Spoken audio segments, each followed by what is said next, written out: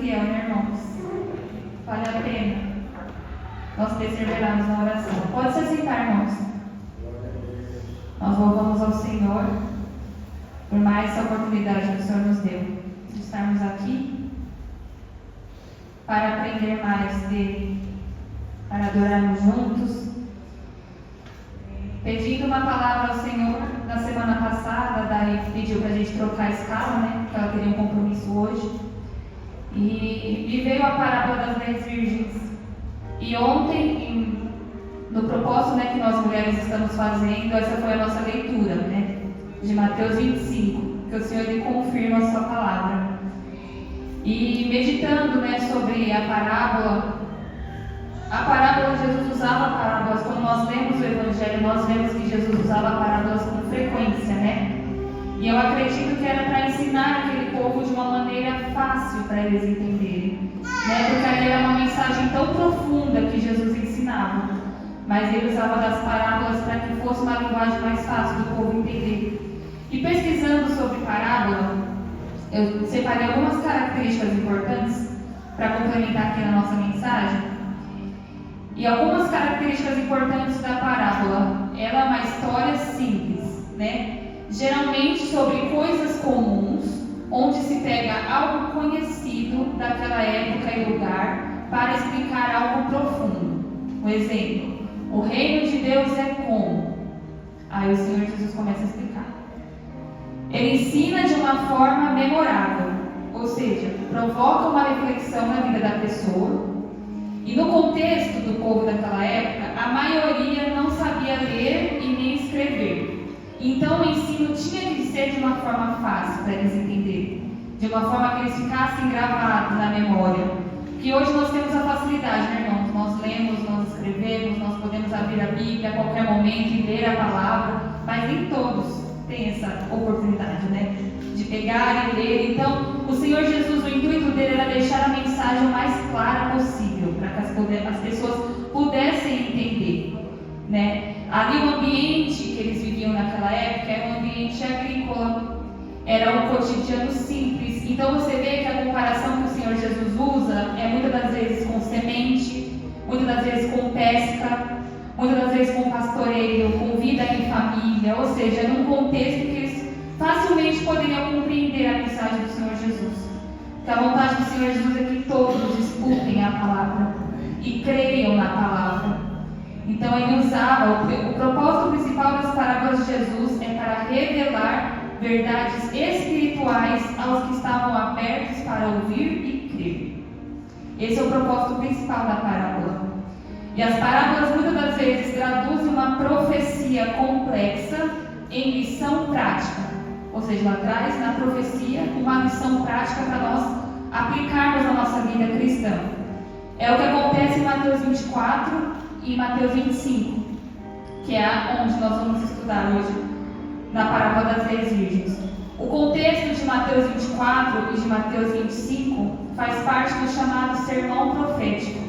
Jesus estava ali no Monte das Oliveiras, junto com os discípulos, e falando sobre os líderes religiosos, e ainda em Mateus 23, Jesus repreendendo os líderes religiosos daquela época e lamentando sobre Jerusalém. Por quê? Porque eles não reconheciam o Messias, eles não reconheciam o Senhor Jesus. E saindo ali do templo, os discípulos começavam a falar para Jesus: olha, Jesus, as construções do templo. Em Mateus 24, primeiro, os discípulos começam a falar da grandiosidade das construções.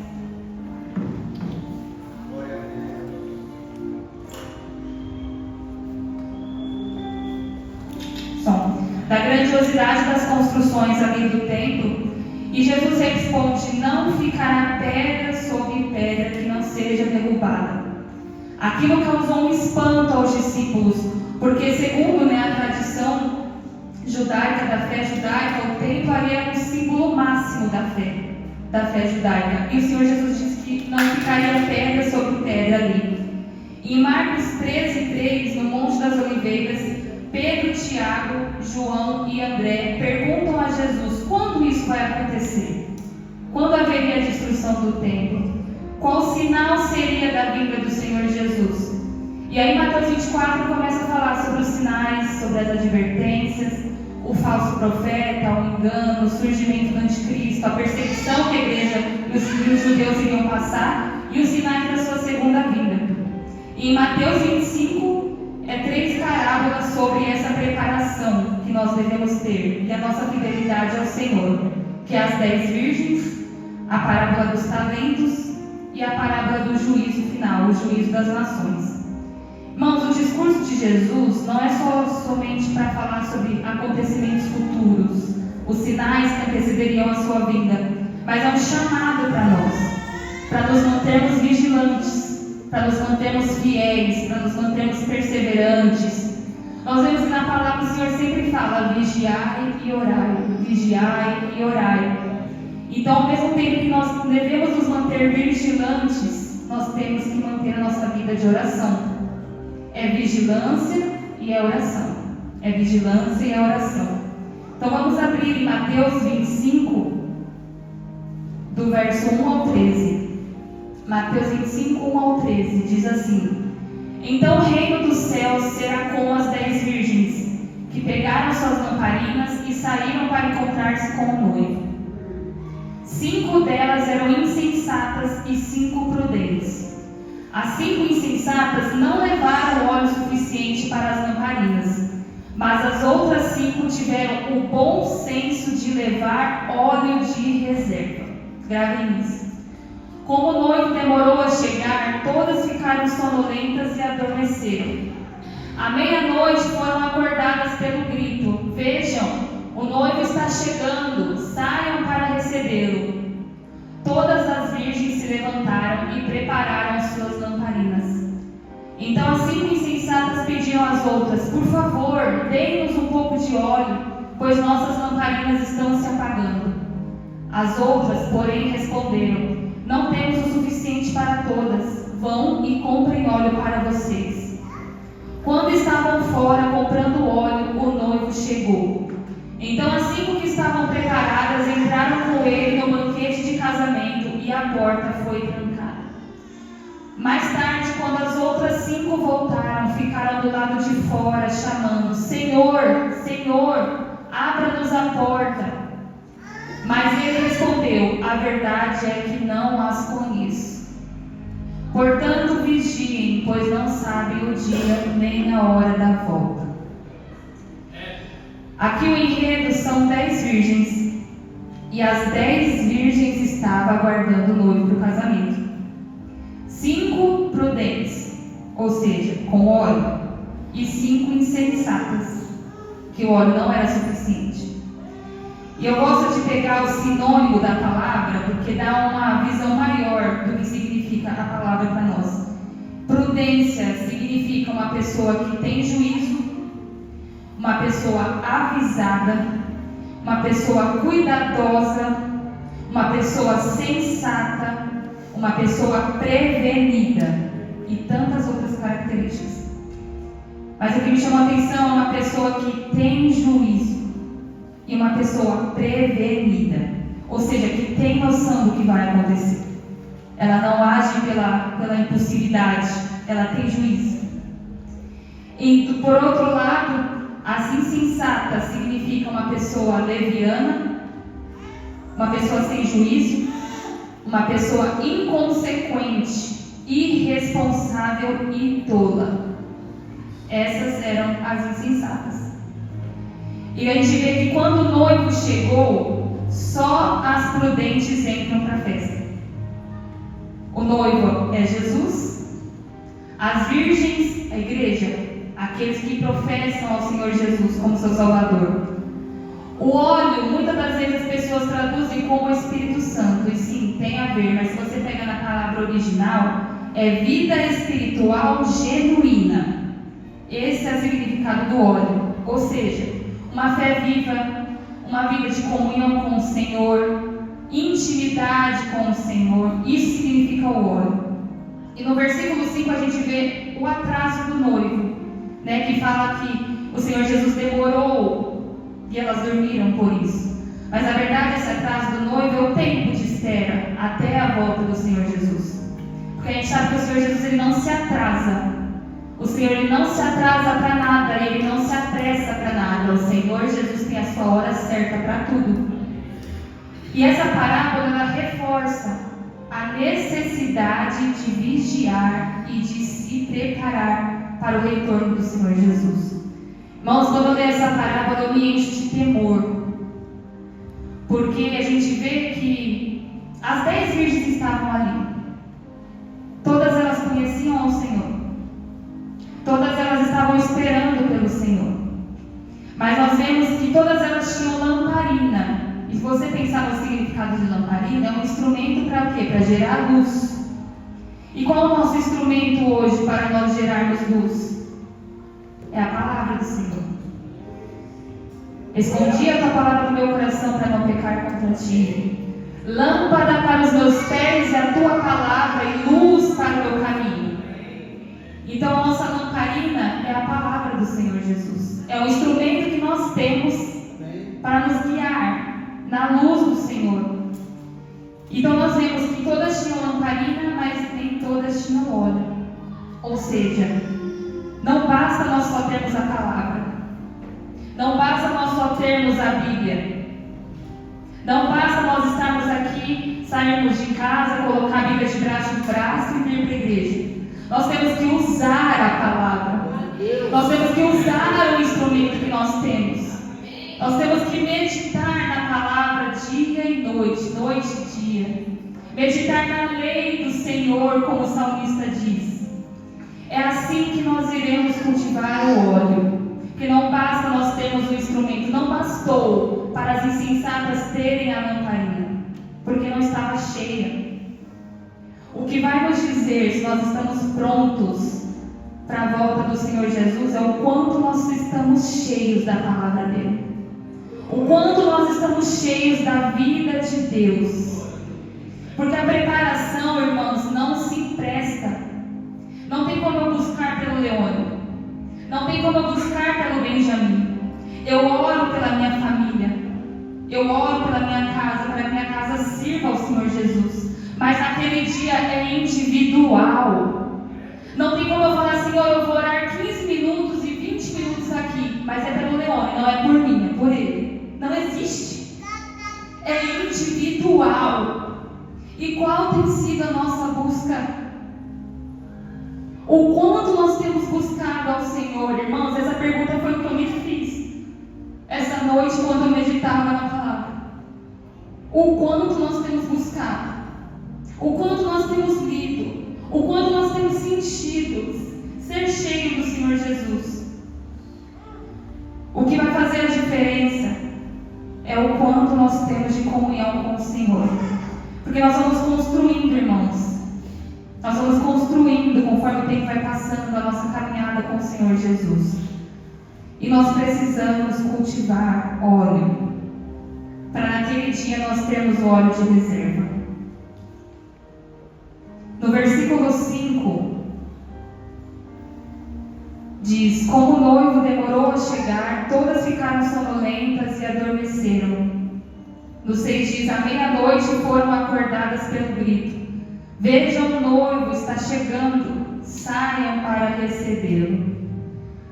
E aqui eu fiquei pensando, quem foi essa voz que gritou que o noivo estava chegando?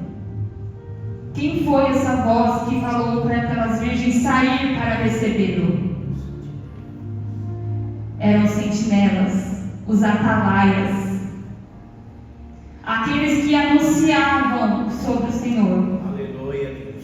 E o Senhor, Ele coloca esse encargo no nosso coração hoje. Nós precisamos pregar a boa nova do Evangelho. Nós precisamos alcançar as vidas que estão lá fora. Irmãos, o Senhor falou isso para mim primeiramente, antes de estar aqui falando com os irmãos. Quantas vezes nós só pensamos em nós mesmos? Ah não, minha salvação está garantida. Mas e a do nosso próximo? Será que nós não estamos tendo compaixão? Se não, que esse seja a nossa oração. Jesus gera o amor, o desespero nos nossos corações pelas almas que estão indo para o inferno. Enquanto nós estamos aqui confortáveis dentro dessas 4 paredes, tem almas indo para o inferno. E o que nós estamos fazendo? Qual tem sido o nosso papel como igreja em meio a dias tão difíceis. Domingo, nosso pastor Marcelo falou sobre o alívio. Irmãos, quantas pessoas estão desesperadas aí fora, precisando do alívio que só o Senhor Jesus pode dar. Só o Senhor Jesus pode trazer a mudança, a transformação. Só Ele é a resposta para esse mundo tão perdido, irmãos. E qual tem sido a nossa resposta diante disso? Vamos ler Mateus 24, do 42 ao 44. Diz: portanto vigiem, pois não sabem em que ocasião o seu Senhor virá.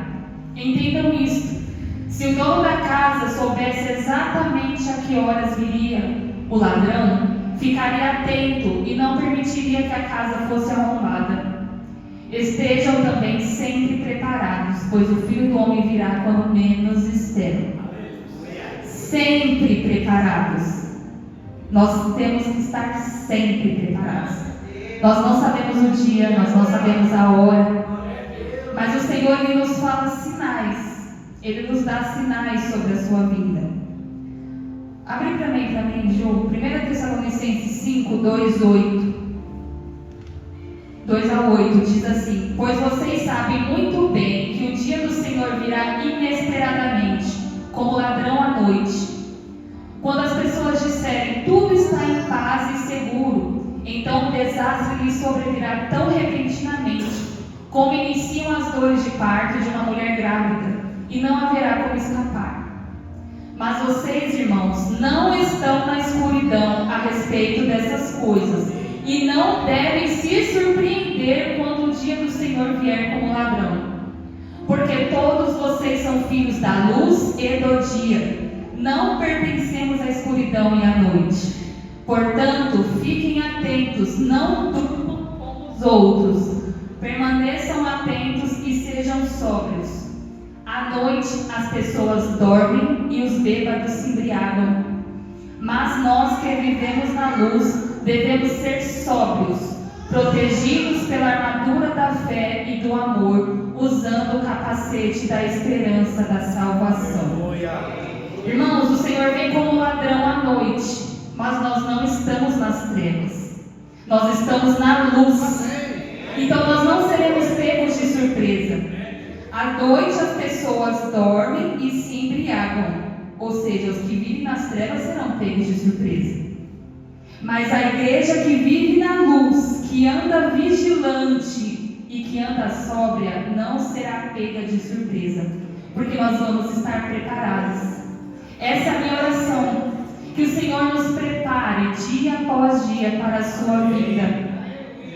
Irmãos, na palavra do Senhor tem 150 capítulos só sobre o fim dos tempos.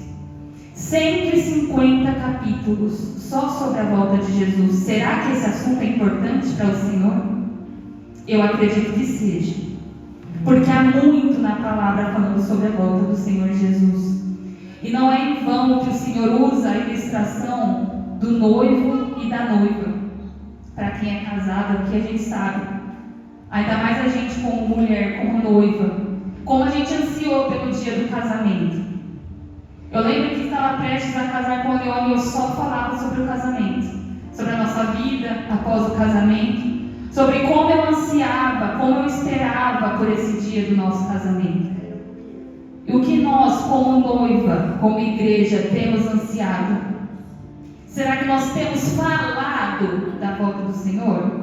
Será que nós temos ansiado mais do que qualquer coisa que o Senhor possa nos dar sobre a volta dele?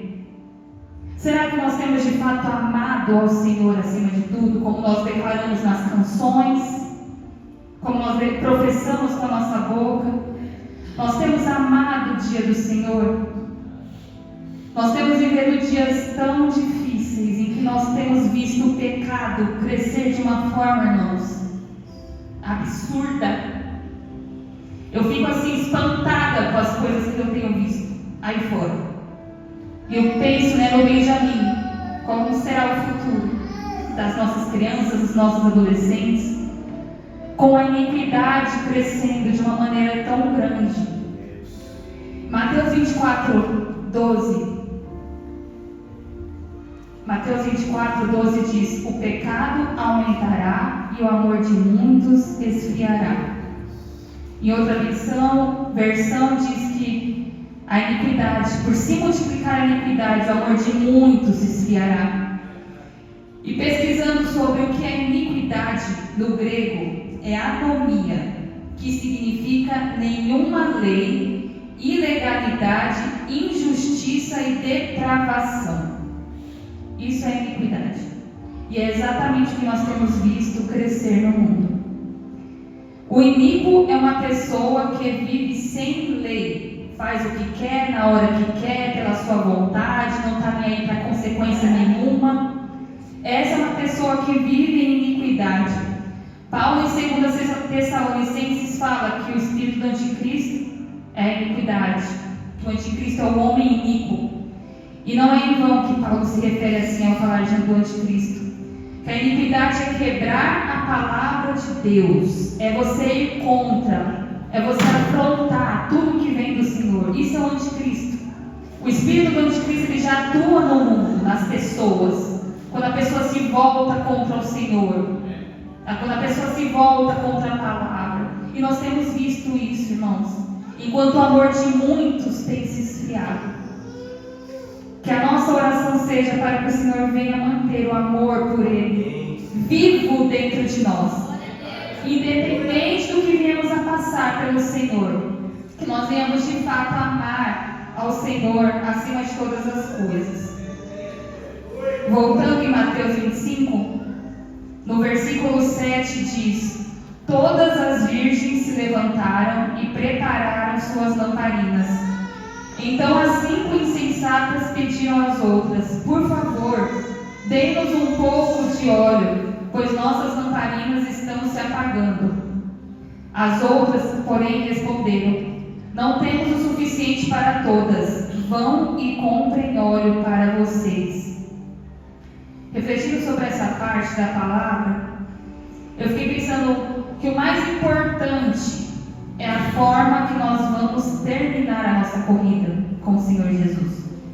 Porque muitos começam bem, mas eles se perdem pelo meio do caminho. As lamparinas das insensatas aqui diz que elas estavam se apagando, ou seja, elas estavam se perdendo do caminho. Talvez elas não estavam mais meditando na palavra, talvez elas não estavam mais meditando no instrumento que elas tinham, estavam embriagadas com outras coisas, com as coisas que este mundo tem para oferecer.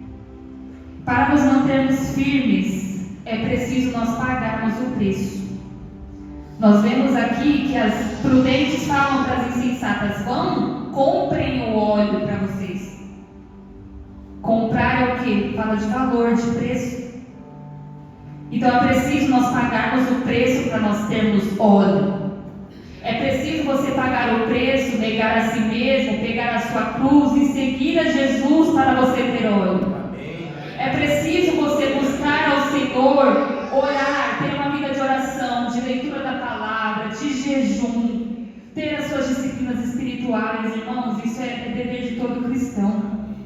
Graças a Deus nós temos, eu agradeço sempre por nós termos uma igreja bíblica que prega a palavra, por nós termos pastores que oram por nós, mas nós precisamos buscar também. Nós não podemos depender do homem. Nós podemos, irmão, estou aqui com você, nós temos uns aos outros para nos ajudarmos. Isso é uma bênção, nós vivemos em comunhão. Isso faz parte, com certeza. Mas naquele momento é só você e o Senhor. E o que nós temos feito para nós acumularmos óleo? Nós somos responsáveis pela nossa vida de comunhão com o Senhor. Intimidade com Deus não se empresta. Não tem como buscarmos ao Senhor pelo outro. É uma decisão diária que precisa ser constante na nossa vida. Isaías 55:6 fala que nós devemos buscar ao Senhor enquanto nós podemos achar. Invocar ao Senhor enquanto Ele está perto. Então esse é o tempo, irmãos. A hora é essa. No versículo 10 diz: quando estavam fora comprando óleo, o noivo chegou. Então as 5 que estavam preparadas entraram com ele no banquete de casamento e a porta foi trancada. Mais tarde, quando as outras 5 voltaram, ficaram do lado de fora, chamando: Senhor, Senhor, abra-nos a porta. Mas ele respondeu: a verdade é que não as conheço. Irmãos, imagina você pensar que está tudo bem, que você está fazendo tudo certo, e chegar naquela hora e ouvir: eu não te conheço. Porque se nós formos pegar o contexto, as 10 eram virgens, todas eram noiva, igreja, ou seja, tem pessoas dentro da igreja perdidas, achando que está fazendo tudo certo, mas não está. Não basta, irmãos, você frequentar, como eu falei, vir à igreja, frequentar os cultos, vir na Santa Ceia, fazer tudo certinho. Não é isso que vai garantir que naquele dia você vai escutar: servo bom e fiel, entra no gozo do teu Senhor. Não é isso que vai fazer a gente ouvir essas palavras do Senhor Jesus. Vamos ver em Mateus 7, do 21 ao 23. Nem todos que me chamam Senhor, Senhor entrarão no reino dos céus, mas apenas aqueles que de fato fazem a vontade de meu Pai que está no céu.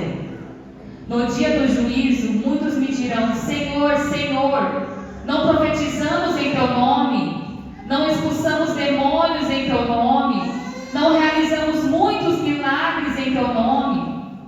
Eu, porém, responderei: nunca os conheci. Afastem-se de mim, vocês que desobedecem à lei. Senhor, eu fiz tanto pelo Senhor, eu estava em todos os cultos. Quando a Tia Nadir me chamava, eu estava lá na oração, eu estava lá. Pastor Marcelo, a escola dominical, venham para a escola dominical, eu estava lá, eu fiz tudo.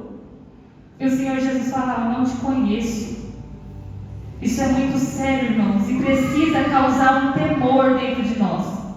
O que nós estamos fazendo? Nós estamos vivendo a lei do Senhor ou nós estamos desobedecendo a lei do Senhor? Nós estamos fazendo a vontade de Deus ou não estamos? No versículo 13 diz: portanto vigiem, pois não sabem o dia nem a hora da volta. Todo cristão deve andar vigilante. Vigilante é cuidadoso, zeloso, alerta, atento, cauteloso. Essas são as características de alguém que anda em vigilância. E nós podemos ter a certeza, irmãos, de que o Senhor está voltando. Nós podemos olhar à nossa volta e ver os sinais de Mateus 24, um a um se cumprindo. Os sinais que tanto o Senhor Jesus falou. E como está a nossa vida diante dessa certeza de que o Senhor está voltando? Porque não basta a gente saber o que vai acontecer. Vai acontecer isso antes de Jesus voltar. Nós precisamos estar atentos e vigilantes. Mas é preciso estar o quê? Preparado. Agir com fidelidade ao Senhor enquanto Ele não volta. Sermos fiéis ao Senhor, acumular óleo, ter óleo de reserva. Que as prudentes, além de ter óleo, elas tinham óleo de reserva. Elas tinham além daquilo que elas precisavam. E nós estamos buscando além dessas coisas daqui. Nós estamos priorizando o nosso tempo de comunhão com o Senhor, o nosso tempo de leitura da palavra, de oração. Onde está o nosso coração, irmãos? Eu pergunto para o Senhor: onde está o meu coração? A minha oração foi: Senhor Jesus, vê se há em mim algum caminho mau, como o salmista diz, e guia-me pelo caminho eterno. Guia-me pelo caminho que conduz à eternidade. Porque essas coisas são terrenas, irmãos. Não vale a pena.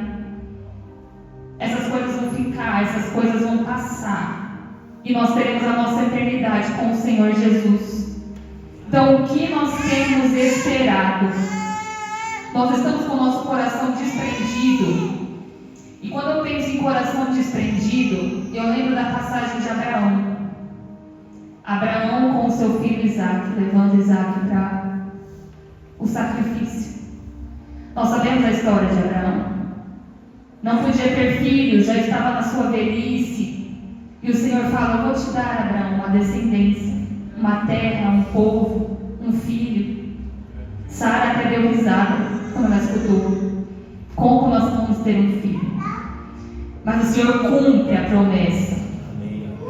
Ele tem Isaac. Mas chega um dia que o Senhor pede Isaac para Abraão. Eu imagino o coração apertado de Abraão subindo aquele monte com Isaac no colo. Isaac: pai, cadê o holocausto? Cadê o cordeiro? E Abraão só fala: Deus proverá, meu filho. Então Abraão coloca Isaac ali.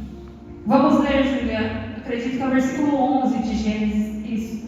Nesse momento, o anjo do Senhor o chamou do céu: Abraão, Abraão. Aqui estou, respondeu Abraão. Não toque no rapaz, disse o anjo. Não lhe faça mal algum. Agora sei que você teme a Deus de fato. Não me negou nem mesmo seu filho, seu único filho. Esse era o coração de Abraão. Um coração que temia o Senhor. Não de medo, mas de obediência. Um coração que amava o Senhor acima daquilo que o Senhor poderia dar. Abraão não pediu um filho, mas Deus falou que ia dar e deu. E nós sabemos o quanto nós amamos os nossos filhos. Mas Abraão, ele não questionou, ele entregou. E nesse dia o Senhor está procurando aqueles que têm o coração desprendido das coisas.